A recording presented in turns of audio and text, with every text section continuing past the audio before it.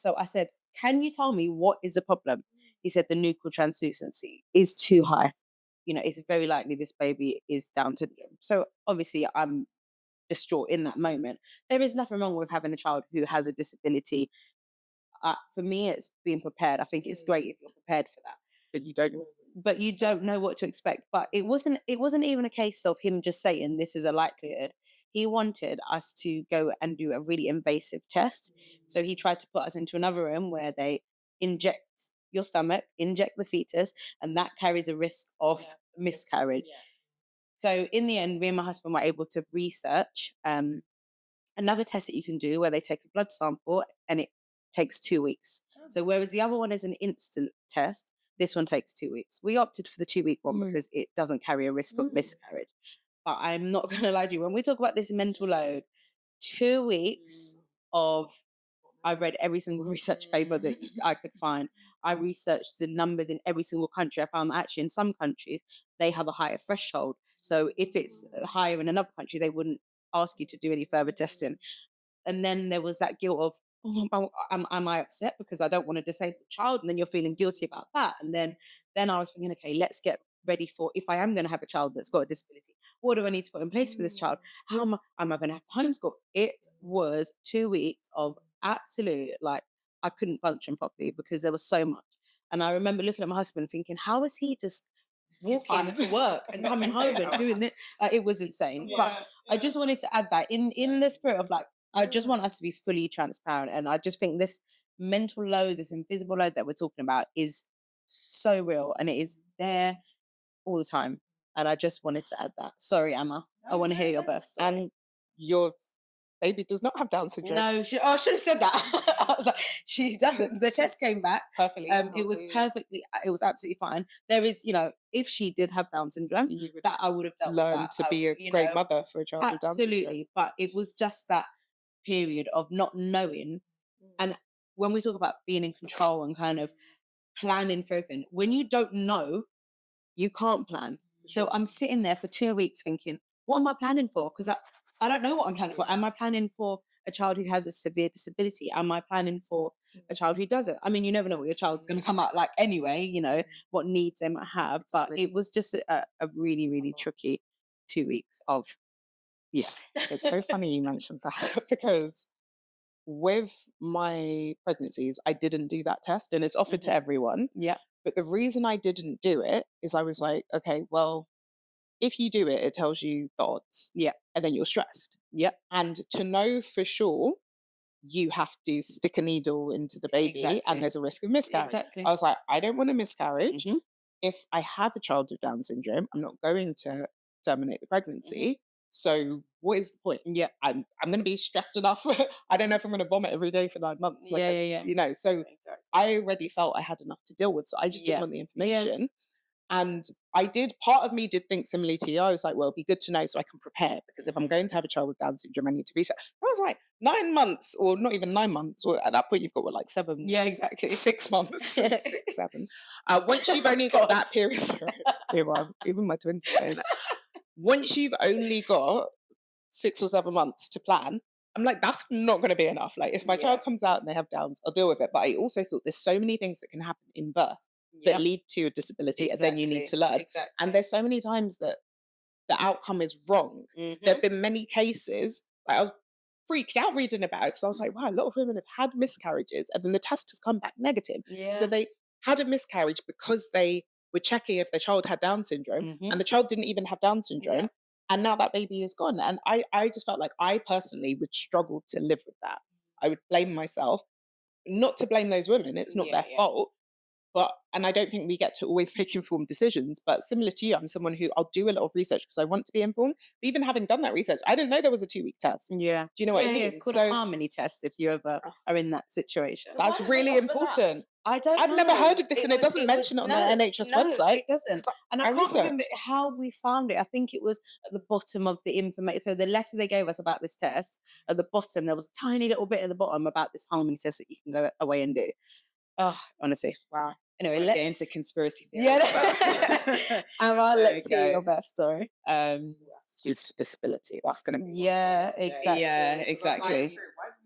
Yeah, exactly. yeah. But Exactly. I was treated like I was insane and I didn't care about my child because I wasn't doing the test. And I was like, no, because I don't want to risk my child's life, so I'm not going to do the test. But you're treated like you're risking their life if you don't do it, and like it's bad for your other kids. And it's crazy. And the way that the men were almost like when he said there's a test that you can do, the way he said it was almost like there's a test you can do, you find out for definite, and then you can terminate if it's actually said that to me. I'm sitting here with my belly. He's like, that's why the test you literally do it. The reason for the test, so this is going to sound dark, but they don't say it. But the reason for the test is so that you can have an abortion if your child has Down syndrome, which is why they rush to do it before you get to that before you're at the point where you can't. Crazy, insane, and it's one of the top reasons for abortion in the UK. And I wonder how much that is because people actually feel they can't have that baby, and how much it's because you are treated like you're insane if you're like, I still value this life. And it made me think, well, like we've got this beautiful little girl at our church. She has Down syndrome. She lives a full and happy life. And it just breaks my heart. It's like the idea that her life is like of less value. Emotional. Oh, no, it's I just think like even the idea of like burden to society we talk about, it's like, okay, well, if we're going to get rid of all the disabled babies, should we start offing people when they hit 70? Or if someone smokes, should we say, at 50 we need to get rid of you? Like a lot of these arguments, they don't actually stand up. Like the ethics of them don't even make sense. It's just internal inconsistencies, and it bothers me a lot. But you're treated like you're mad if you refuse some of the tests, so which are pushing you towards it's very eugenicist. That's not even the word. Eugenics. But it's giving eugenics. You know what I mean? Exactly. Sorry, Emma. No, we're at your birth story. Oh, baby number 2. Tell us. I don't remember. Oh dear. It all began. He was a planned baby. It's interesting because I think as you get older, your body obviously changes, and how long it takes to conceive is one thing. Also the pregnancy, how your body's changed by the pregnancy and impacted is also another thing. So with my second, I was very excited to get pregnant. But it was so hard. The first pregnancy wasn't hard, but physically on my body, this one was so much harder in that I got sciatica and it was literally a pain in the butt. And I did manage to exercise throughout my pregnancy, but boy, was it hard. And just little things. I'm very grateful we're working from home because the amount of naps that I took. Oh my goodness. It was exhausting. And also, like you mentioned, having another child to look after also, like I remember wanting to nap one Saturday afternoon. My husband was out, the toddler was causing mayhem in my bedroom, but you know that's that pregnancy sleep nap that you need, like it just takes over, the exhaustion just takes over. And so with the toddler running around. So I'm there like trying to pierce my eyes open, trying to figure out, I'm like, let's just go outside, like the air will have to wake me up, just trying to figure out another way, because I'm like, I literally can't sleep because she's here. So I think that's what also made it really hard, is that it's not only that I was struggling in this pregnancy with the physical pains in my body, but also having another child to look after and not being able to just focus on the pregnancy like I had got to do the first time. And so it was tough. I can't say that I enjoyed it, and it's one of the reasons why I haven't got pregnant quickly. But now I'm so broody, everyone. I'm so broody. So I literally, my baby sister has twins, and I'm obsessed with it. There's babies everywhere, and they're not stopping me. Like everyone's like, "How is this not putting you off?" I'm like, "I just want babies." So babies are just so cute. But so pregnancy, we managed to get through. Similarly, I wanted a VBAC. I was conscious that I might whatever the word is, might have to have a C-section. And so it wasn't that it was the only way, but by this point I knew my body a lot better than I had before. And I was more informed than I was before. And so because I developed preeclampsia with my first, I was like, okay, there is a risk with this. And shout out to my doctor who was trying to get me to stop working at 32 weeks. I did not. But this is the thing, because they're on high alert and they're like, this could happen and this could happen. And I'm like, I know, but I feel fine. Like I know what was happening before and that I didn't listen to, and I know what to listen to now. And I do think that even though they look at you like you're crazy when you go against medical advice, that you have to listen to your body. And take into account the medical advice. Yeah, you take it's making an informed decision. Yeah. And so even if it is like, my doctor's was research back, and he even told me that I could develop preeclampsia post birth, which I hadn't even realized. But but it was also that this is my body and I know it. And if I'm going to sit and not work from 32 weeks, I'd go insane, and that would probably cause me to get preeclampsia because I was going to go insane from that stress. And so I was like, no. So we agreed to 36 weeks because I was like, I can do that 36 weeks. And I was like, who's going to pay the bills? And I'm not getting paid. So by the end, and by this point, because of the sciatica and everything, and I was having physio and all this kind of stuff, but it wasn't really helping. Did physio help with your sciatica?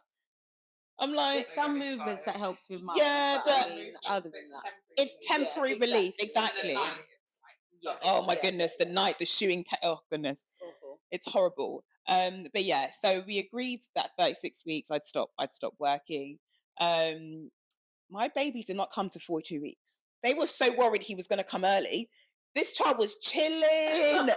He was comfortable in there. So that was, imagine if I went off at 32. 10 weeks of waiting. That's 6 weeks of waiting. I nearly went crazy. I was doing everything. I took everything you could take to try and speed whatever enhances labor that they say. Nothing worked. Literally everything that was listed. I had dates, and I don't even like dates. Pineapple, curb walking, everything. That tea that we saw would work. Nothing worked. They put there's some essential oil that they say, I can't remember which one it is. Yeah, that you're meant to avoid. I put it in everything. I was spreading it around the room. I was like, we're not condoning that. No. Don't do it. There are risks, and it's the point of it is this speeds up labor, or it's meant to put you induce labor. Like, I'm ready. I'm like, labor was not induced.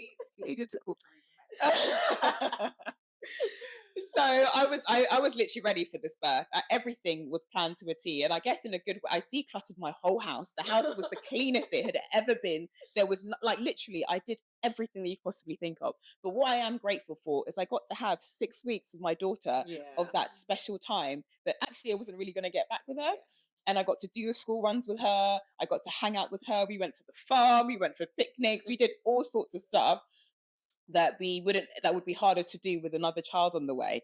And her half term, I remember every single day I was like, first I need to be active because this baby needs to come out, but we're going to do stuff. And it was just so nice actually to get this quality time with her that I didn't realize that I had needed. So that was nice. There was a nice thing out of all the waiting.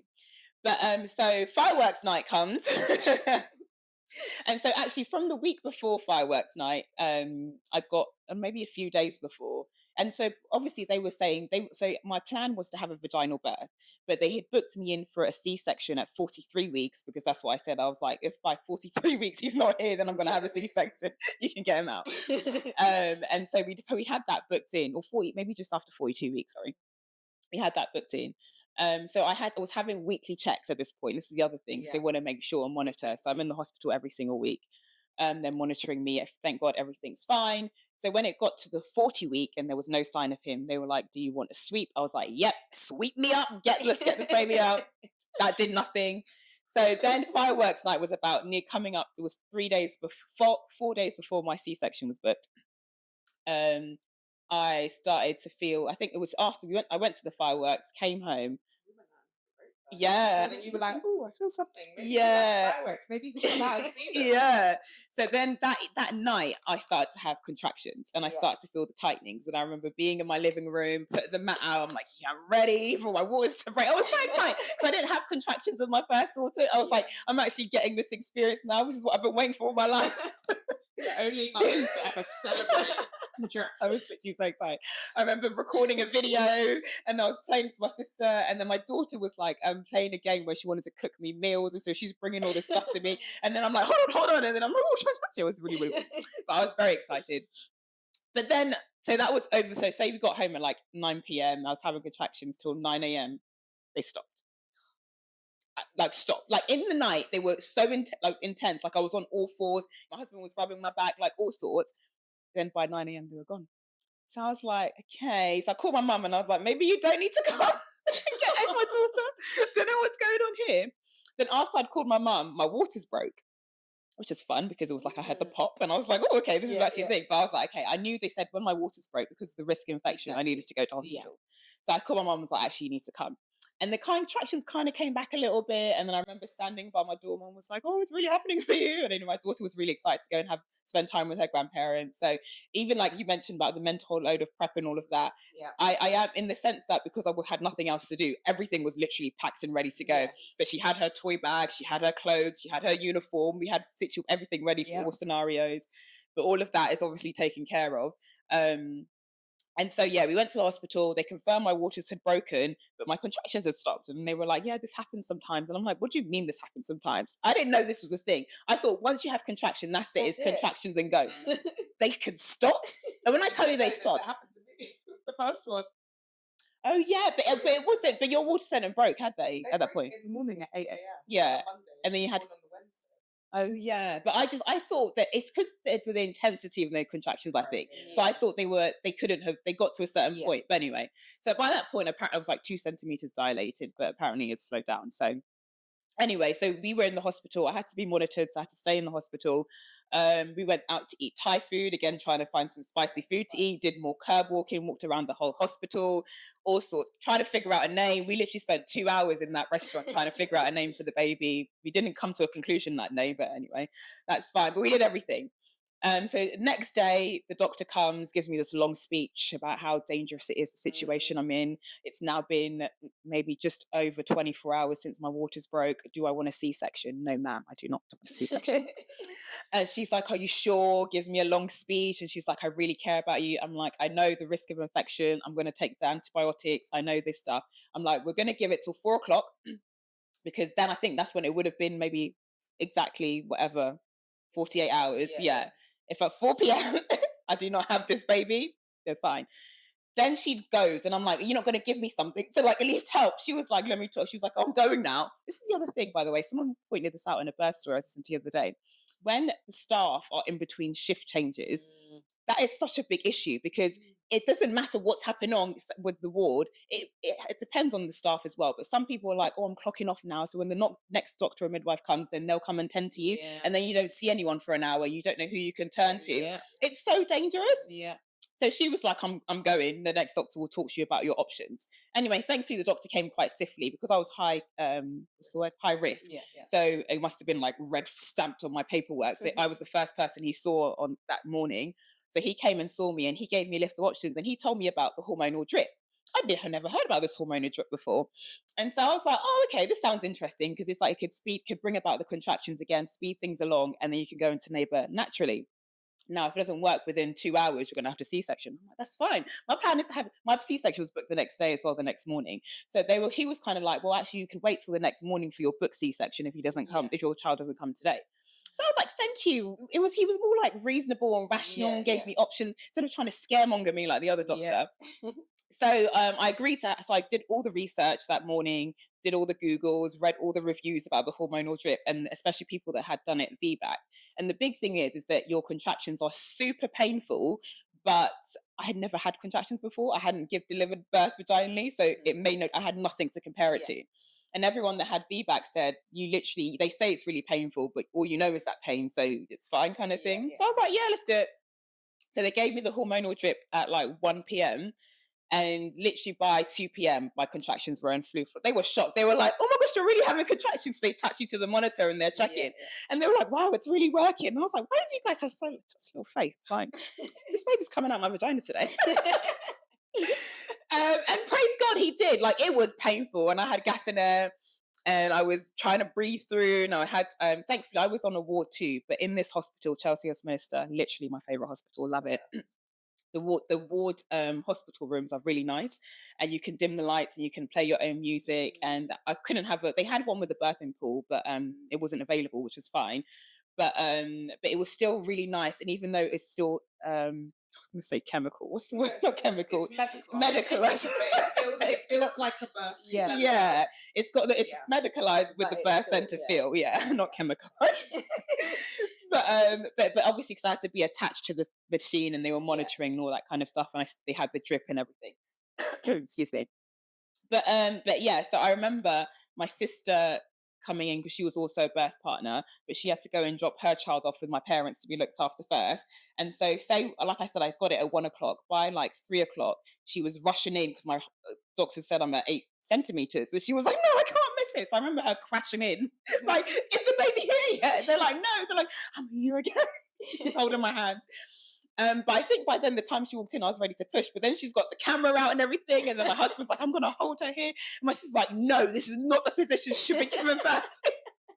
Because to be fair, I was on my back. And because of gravity, they say don't be on my back. But I was like, I'm not moving. I'm comfortable in this position. This baby's coming out in this way. And so I was like to them, I'm like, you're going to figure it out. And we're going to push the baby out this way. Because I was like, she was like, go on all fours. I was like, do not touch me. I am not moving. And so, to be fair, if I went on all fours, I probably wouldn't have tore, but it is what it is, isn't it? You know, living you learn. But he came out, and I did know he was going to be a boy. I did know. Yeah, I did know that. But it was all really excited, and he was all gooey and he went, and it was like, it literally was my dream labour in a way, aside from having to wait for so long for all those contractions and the hormonal drip. But being able, I am a weirdo, and I have really wanted to give birth vaginally for a really long time. And because I've seen it so many times and things, and I'm obsessed with birth, and I didn't know if my body could do it. And so I just remember saying, I did it! And then we had praise and worship music on in the background, Ghanaian one, of course. And it was just like this really wonderful moment. And it was crazy because he latched straight on. And when I tell you, when that boy latched, he basically didn't let go until I forced him off a few months ago. But he was just sucking and ready to suck. But he did come out with a low temperature. And so he did have to have antibiotics. And he was under like one of those heater things. And I literally remember, I didn't bring a dummy because I didn't think that he would need one, but they were like, oh, maybe he might need one because he just wants to keep sucking. So I'm there like breaking my back, hunched over the thermometer thing where he's like being warmed up and then still trying to give him a boob to suck. It was a whole experience. But thank God after a couple of days, he didn't have an infection. He was okay and we got to go home. And my daughter was brought to the hospital by my parents.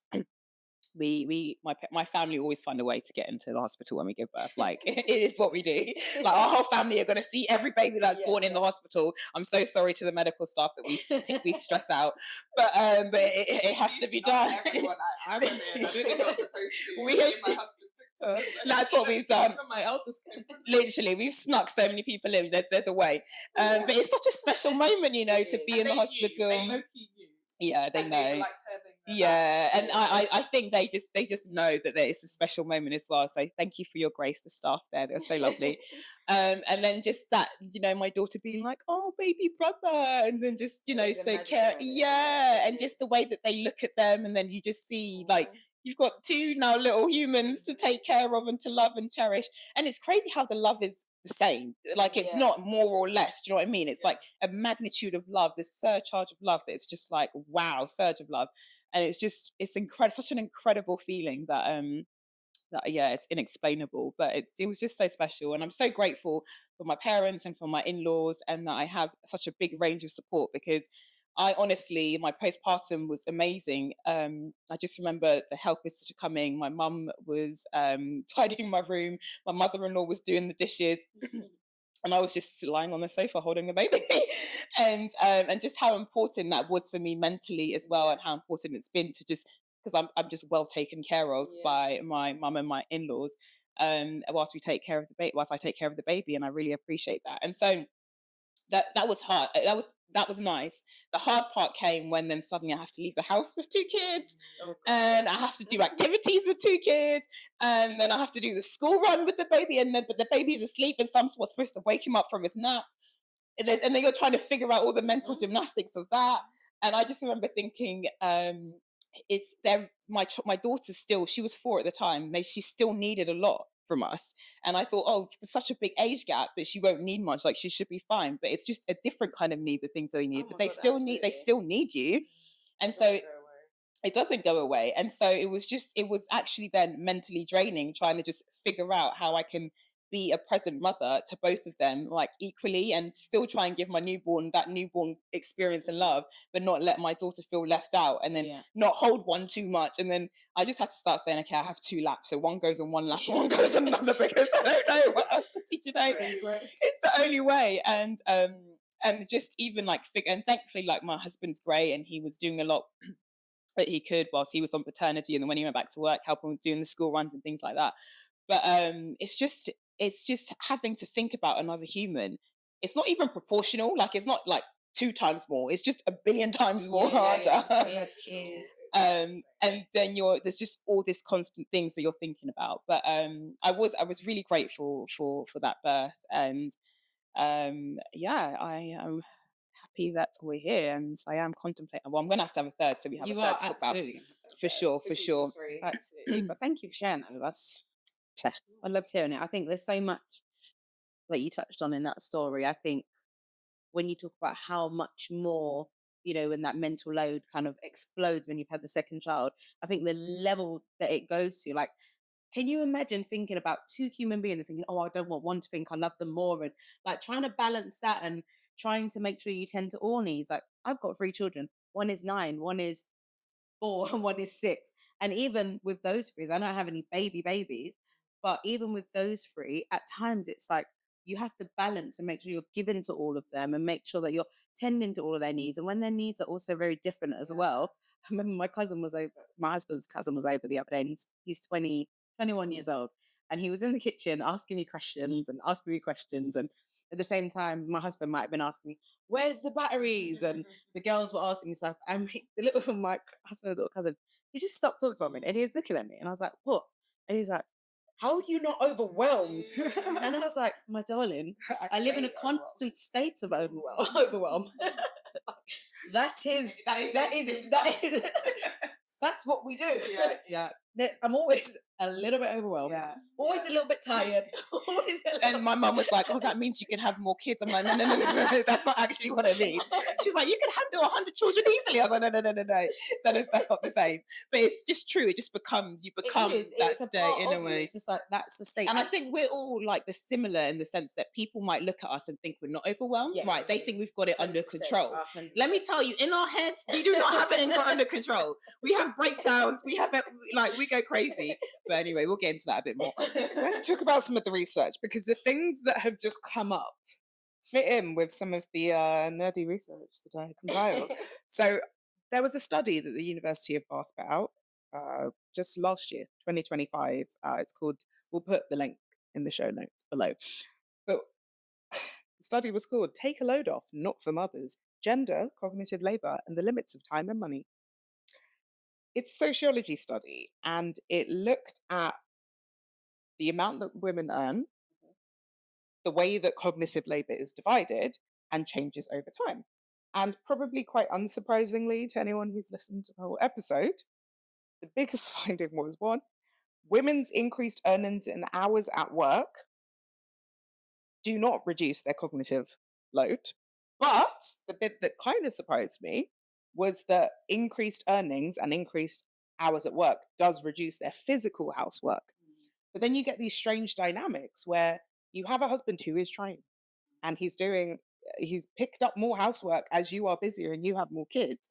And one of the big UUEs that me and my husband would have is, I would say there would be like one thing, and it would just be for me the straw that broke the camel's back. But for him, he's like, but I'm doing so much. I feel like I'm doing everything. And I'm like, mate, you feel like you're doing everything. But this study kind of explained it to me, because now we have more kids and I'm working more, I'm not alone doing up the dishwasher so much. My husband completely does the laundry. I don't touch the laundry. So if he's doing those things that he wasn't doing before, he feels like, well, I'm doing loads, I'm doing so much more. And because cognitive labor is invisible, he doesn't even know what I am doing. So he's not, so from his perspective, he's like, I'm here breaking my back. I work hard. I have a demanding job too.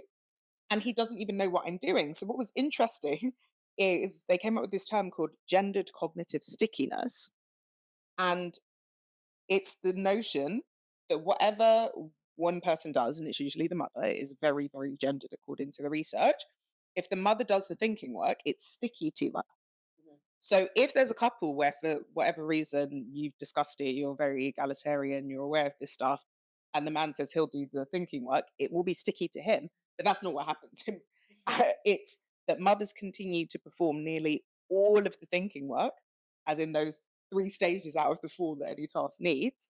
So the women continue to do all 4 parts of Allison Daminger's framework, or they're doing 3 and the husband or partner's doing 1. regardless of their time or resources. It's sticky to them. So can you guys see how this shows up in your lives? Oh yeah. Where does it not show up? I know. It's interesting though, because sometimes a part of me is like, okay, my husband is doing some things, but why am I more stressed? And now you've just said that cognitive load is invisible, because I'm like, why am I overwhelmed and stressed? And I feel like I'm doing more, but he can't see that. And it's that, I guess, invisibleness. So he's always like, just tell me. And I'm like, why don't you know? Yeah. And me and my sister talk about this a lot. So listen up to this, sis, because this is really helpful. But it's because it is invisible. And they're socialized not to think. Exactly. And so it doesn't even cross their mind. So that's what my husband has said to me. And I'm just like, are you a maniac? What do you mean it doesn't cross your mind? Like, can you not see that the kids have thrown things all over the floor? Why don't you just sit down and pick it up? Do you not realize the laundry's been hanging there for 7 days? Like, why can you not do something about it? When you were away and I came to your house to water your plants, I saw the laundry and I came twice. The second time I was like, I should put the laundry away. And then my phone rang and I was like, no, I need to go to my own kids. And my laundry isn't away. But I saw it and I was like, I can't leave the laundry there. It's been here. I'm sure you didn't expect me to put the laundry away, but I think that's part of it. That because we notice these things and we're socialized to notice them, it's hard for the two things are invisible. The work is invisible, but the invisibility of it is invisible. So we're kind of like, why don't they see that there are 4 parts? Even though we don't have language for it, we're not talking about the Daminger framework, right? But we're like, well, if I leave it, I'm being a bad person. So if he leaves it, he's being a bad person. And that's not what's happening at all. Exactly. And I think that's what I've had to learn, isn't it? Is that, okay, but then I guess we'll talk about this a bit more, but it's like, how do I don't want to keep thinking about these things. I want you to think about it too. Yeah. Well, we have solutions.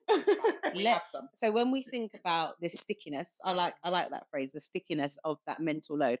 So my husband, for example, so I am in a position where I've started to take on more work. I work more days. So my husband, he's great.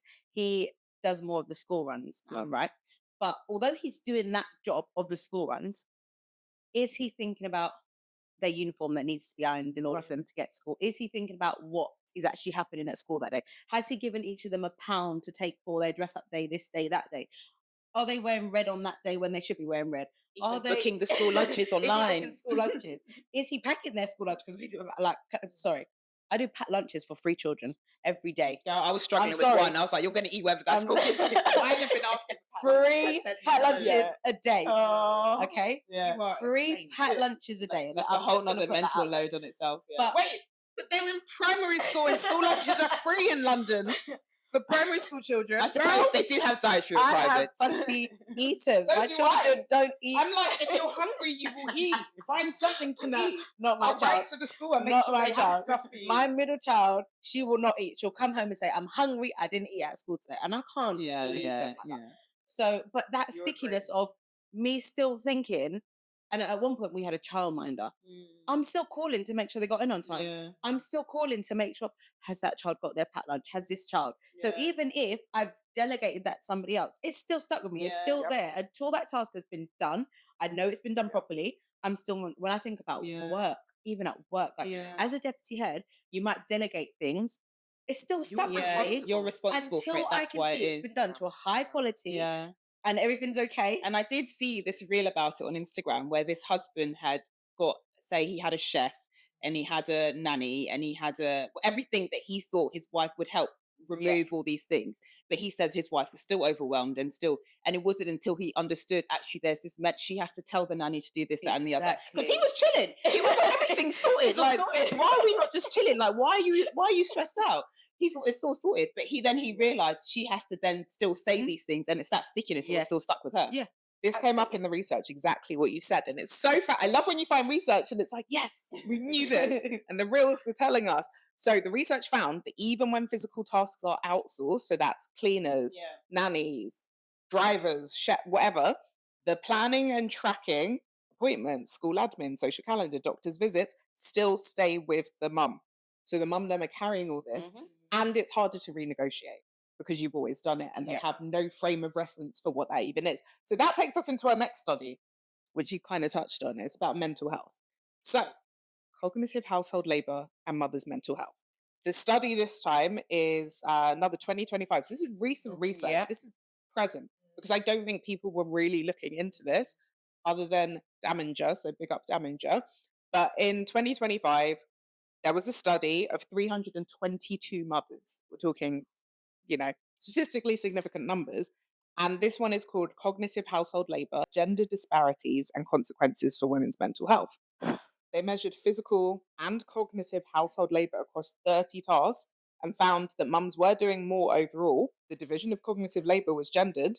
And because of this was the first study to find, mums taking on a disproportionate share of this invisible work leads to poorer mental health outcomes. So it leads to higher rates of depression, higher stress, and that's measured both through like cortisol levels, but also descriptions of stress, as in self-reported stress. Burnout is increased when women have more of these invisible tasks to do, and just poorer overall mental health and relationship quality. So it impacts your relationship. And I think of how many couples have divorced over the housework. It's a major thing. So if you're feeling wired but tired, if you're feeling completely overwhelmed, this is due to that gendered cognitive stickiness. It's crazy. And if you think about it, that's probably why sometimes, when we're talking about that stickiness is still there, you've still got that task in your head, you're still thinking about it. So sometimes it's like, well, why don't I just do it myself? Because if I've got to now tell you to go here at this time and do this, why don't I just do it? If I've got to teach you how to make a packed lunch, and I'm not saying I have to teach my husband how to make a packed lunch, right? But if I've got to be that prescriptive in what I'm telling people to do and I'm still going to be thinking about it, why don't I just do it myself? Yeah, I agree. So that's why at the beginning I asked you, Emma, but would you let him buy the present though? Because often I won't. Yeah. And do you know what? It's because I've burnt out. Yeah. It's because I've burnt out, Yeah. though. It's because I've literally felt so exhausted. Yeah. And I feel like I'm going to die. I'm like, I can't live like this. Yeah. And so that's why I'm like, do you know what? Even if I tell you this is what you need to get, then I just have to let it go. And that's what I was saying to my mum on holiday, is that I physically now cannot. No, it's even true. though I want to, I just can't. And I think it's so important, because I think maybe that is how we kind of unhinge all of this. Maybe we actually have to start saying, you go and buy the birthday present for that party. Like whatever he brings And home. let them get it wrong. It's what it is. Whatever it is, if he comes home with God knows what, like a pair of socks for a child's birthday party, let him do it. Like, okay, I'm sure they'll love the socks. So it's interesting, actually, because a couple years ago, the US Surgeon General put out an advisory note about the mental health and well-being of parents. They said parents, but really, when you read between the lines, it was about women. And it said that parents and caregivers have high rates of being overwhelmed, unable to cope, and so stressed they struggle to function. And it was noted it's more often the mothers, and it out to be a significant public health issue. So all the things we're talking about at this micro level is happening at the macro. Yeah. It's so many people that warnings are being issued. And what has changed? What has changed in the last couple of years? This research has come out, but that hasn't impacted the amount of support or help we get, or even being able to have the language to have these conversations, right? So something needs to shift. And sometimes it's even knowing, yes, we can feel overwhelmed, but even knowing what support to ask for, or knowing, because your husband might, like we've said, we've got really supportive husbands. Sometimes he might say, well, what do you need right now? And sometimes I'm like, I don't know. I need you to take some of this out of my brain. Take some out, but how do they take some out of it? Like, without you having to tell them. Exactly. And then like when we had that conversation the other day, and it was like, I just wish he would have in that moment said, babes, let me do the school run on those 2 days. But having to actually say, this is what I need, sometimes just adds to the mental load. Yeah. It just adds to it. And it sometimes makes you feel inadequate. It makes you feel like you're not doing everything you should be doing, or you can't keep up, or you need help, or you're fading. Do you know what I mean? So, sure. I mean, it's depressing, and it's a bit of a trap. And we talk a lot about baby brain and how mum brain is a thing and it stays with you. And I think we posted about the fact that grey matter in the brain does change. However, there's no evidence that becoming a mum makes your memory worse, but most of us feel like that. Yeah. What has been found, there's another research called mum brain or mental overload, also 2025, that mum brain is actually the result of mental overload, sleep deprivation, constant interruption, and societal expectations. Nothing to do with the fixed biological decline. yeah. It's that. And that's interesting because that means part of the solution is change the societal expectations. And that's what we're trying to do by having this conversation. So should we go into solutions? Yeah, but before we go into solution, I just want to talk about this mum Yes, brain please thing, do. because if we think about it, we talk about this mum brain, but really it's almost like our powers have been amplified when we become mums, because all of a sudden we've got all these different calendars to manage. All of a sudden we've got schedules. There's so much more that we have to tend to, that actually We do well. it's not, there's no decline. It's like all of a sudden our powers have been amplified. Yeah. And maybe that's the new societal norm that we need to be leaning into. Like, actually, mum brain change. Let's flip the lens. Like, mum brain is actually a powerful thing now. Like, I've got mum brain. Yes, I have. And Oh my gosh. Sorry, on that note, someone tagged me on something in LinkedIn this week. And it was a guy who was saying that he was interviewing people for a job. And there was a woman who came on and she apologized because she hadn't slept. And she's like, I might be a bit fuzzy. She'd had like 4 hours of sleep with her newborn. And she had the baby there because her babysitter had cancelled. He said she proceeded to give the best interview he had ever seen with a baby hanging off of her and on 5 hours of sleep. And he was like, so he reassured her, he's like, it's fine. And he even said to her, you're doing a great job. So he hired her, she was a top performer. But he said he felt awful because at that point he saw, if this is what she could do on 5 hours of sleep with the stress of that cancellation, with all that stuff, imagine what she could do if she was supported. Yeah. But he said that if it had been him earlier in his career, when he was still in a managerial position, he would have been like, this is so unprofessional. Yeah. Cannot believe she did this. She's not getting it. Why does she think she can turn up with a baby? Yeah. And I had a boss like that. I had a boss, I've actually worked for him 3 times. When I had my first child and I went back to work, I worked for a boss I had worked for once. And when he offered me the job, I said, I'm not leaving my 4-month-old at home. He said, I'll just bring a playpen, put it in the corner. And I was like, you don't have kids. You don't know what you're talking about. But I did it. And actually, I did a good job there. You know, I was able to excel. I was able to like hit all my KPIs and everything and do well. And I was impressed by myself. But whenever I was stressed out, whenever I was like, oh, the baby's crying and people are going to be worried, it's the first time mum. I had no viewpoint for that. And it was a co-working space that I was running. And it was GovTech. So it was like, oh gosh, there's ministers around and all these like fancy AI people. And I would feel terrible. But he would, if the baby was crying, sometimes take the baby, bounce her on his lap. Or he'd be like, oh, we can do this meeting later, take her for a walk, she needs to sleep. So I was able to have her tied to my back, in the carrier, in the playpen, playing with different people. And there were days where I didn't bring her in because my husband was like on holiday, so he took her. And people were like, where's the baby? I brought her puzzle. I brought her this toy. So we used to joke, some people have an office dog. We had an office baby. But actually, that change in viewpoint, seeing it as actually, if you're able to do this with a baby, we want you here. That's the shift we need. And we need men. The men who are listening. Yeah. We need you to buy into this too. Yeah. Absolutely. Yes. Yeah. I love that idea of it being a superpower, but also recognizing that we need support. Because I think it's, you know, it's a good thing because we can function. Like we've all here functioned on minimal sleep and done really good jobs. But it's not good for our health. No, but when we have the support around us and we have people helping in different multiple ways, it does make such a massive difference. On a more positive, uplifting note, we've been doing an experiment in my house, and I didn't come up with it, so it makes me very happy. So I had one of those UUEs with my husband. We were talking about stuff about the invisible load. I hadn't done this research. I didn't have the language for it, so thank you. And he talked to several people. He talked to your husband. He talked to some of the men at church. He read some books. And then one day, like, everything just shifted. I was like, well, he has kidnapped my husband. He's this imposter. And he said, we need to divide up the labor more fairly. I've read the book.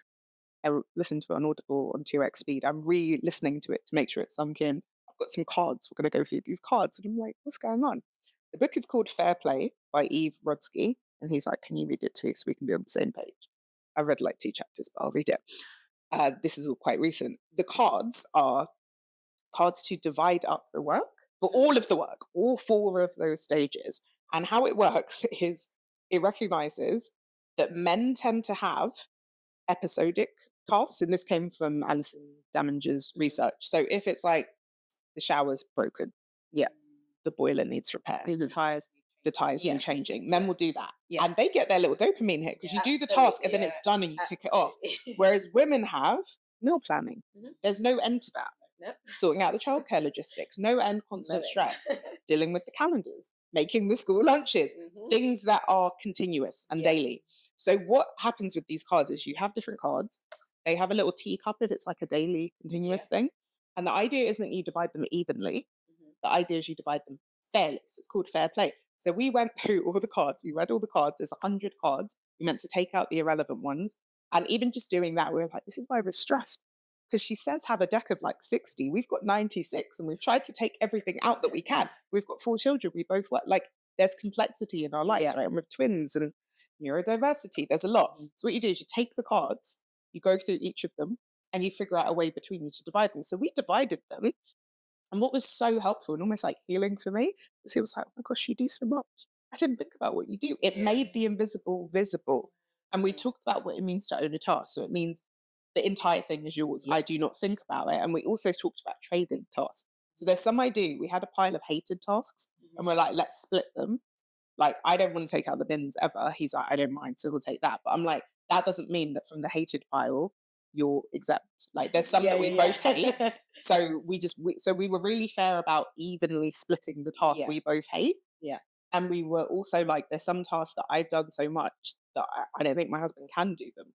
So he took some of those so that he can understand where it's like to be me. But we also said, okay, if I'm going on a work trip and I'm away, I will physically give you these cards. And I'm not going to be away organising childcare, which is what I've done every time I've travelled. I've cooked. I've all of that stuff. So I'm not doing that, and you're not doing that. If you're responsible for a task, and then for whatever reason you can't do it, give me the card. So we've also agreed we're going to write definitions of what I don't know if this is from the book or if my husband made it up, but like the minimum standard. Yeah. So that means so at the moment we agreed I do weekday meals, he does weekend meals. Doesn't mean I do all the cooking, but I plan and I think about it. So if I'm like, it's Tuesday, I've got the kids out, you need to cook, I will tell him either what to buy or the food's there and he deals with it. But I can't say, well, you have to make a gourmet meal. Yeah. Do you know what I mean? And equally at the weekend, if he's responsible for the meals, if he's like, we're having burgers and hot dogs, that's fine. That's it. Yeah. As long as it's nutritious and no one's allergic to it, that is the minimum standard that we've agreed. Today. Literally. Can you imagine? It happens more often than you think. So would you guys try the system? I think it's great. Yes. Even just going through it, even before like anything shifted, just the energy between us shifted because it was no longer invisible. And I felt so seen and so understood. And I think he was happy to be like, because he finally understood something I've been telling him. And instead of him feeling like, my wife thinks I don't do enough, he was like, oh, she's doing all this stuff I was not aware about. And he's actually been excited to take it on. There's been a huge shift, even just in the atmosphere in the house. And now the kids are picking up stuff more. And like, I'm seeing him talk to them about, well, if your job is to make sure the table is sprayed in white, you can't wait until you're told. Yes. Like, who are you? So yeah, Eve Rodsky, fair play, highly recommend. No, that actually sounds amazing. And I think that's literally what I was thinking about this morning. Anyway, I think, because I was thinking about this. So I was thinking about how is this going to be fair? Because right now it doesn't feel fair. And so how I deal with it is like I run away and I'm like, but even when I run away, like I still come back to the same stuff. They're still there. If I spend 4 hours in the gym, they're still there. So it's the men's fault. It is society. Like it some is. men, it is. Yeah. But I'm talking about there's so many men. They don't want their they baby don't want mums us to be stressed. They don't want us to be stressed. Yeah. Right? And some of them feel They're like not they aware. are doing as much as they possibly can. And Like maybe you they said. are. Yeah, exactly. But I think I love the idea of making it visible, making that invisible stuff visible. Because we're the same. We've had meetings like at the beginning of the year. We had a meeting and we spoke a lot, but actually having something physical to say, this is all the stuff that I'm holding entirely. Like you might be doing bits and bobs here and there, but what are you holding entirely? So I think, I love it. I think we're going to give. What's nice about it is that the cards are kind of split to be like quite even. So it separates stuff out so that it's not one card is like way more stuff than another card. But our split was not even. It's probably about 60-40, which I thought it was before, but it wasn't. Because when we went through it, he wasn't giving me cards. I was giving him cards. Yeah. And we realized that part of the issue was things were like, I don't know, it was 70-30, 80-20. It was insane. Yeah. And seeing like a stack like that and a stack like that The 60-40, I was very comfortable with that because I work 4 days a week at the moment and my husband works full time. I mean, I have the babies on those other days, but it felt fair. It felt like this is proportionate for right now. And also now we've got this here, we can change it again. Yeah. If it isn't fair. So it's not about it being even, it's about it being fair. Yeah. Which is what I like, that concept of fair. Yes. I think it's managing it so that it is fair. I just think we need to just try out. I do think part of the problem is it's like everyone is playing a game and no one's really been told the rules of the game. And there's all these like invisible things. So making it visible is important. So that is what I would recommend. Well, I think it's very clear from this episode that I'm still working on it and I do not have the answers, but it does help me doing things for myself. And I think that's been really big for me in the last year. It's finding things that I do, that I enjoy and making sure that I do them on a regular basis. One of those big things is exercise. And exercise really helps mentally as well, to be honest. So just finding an awesome community of women to work out with, going on exercise retreats, which are fantastic. I've been on one, but it really helps. And just choosing, just having that quality time with me and being able to invest, just even focus on like praying by myself and not having someone try and jump in whilst I'm trying to pray or read my Bible, just gratitude journal, like whatever it is. Going for walks by myself when it's sunny in this country, it's very rare, but and it was hard because all of this is like self. It's all about you. It sounds bad. Self-care is one of the cards and you actually have to do it. So your own self-care is important. There you go, your own self-care is important. But first it felt like I was being selfish, like it felt like I'm doing something wrong by choosing me. But actually it's the only way that I felt sane is that I can go find who I am again and then come back and then give better to everyone else. So exercise and just doing stuff for myself has been really, really massive in dealing with that mental load.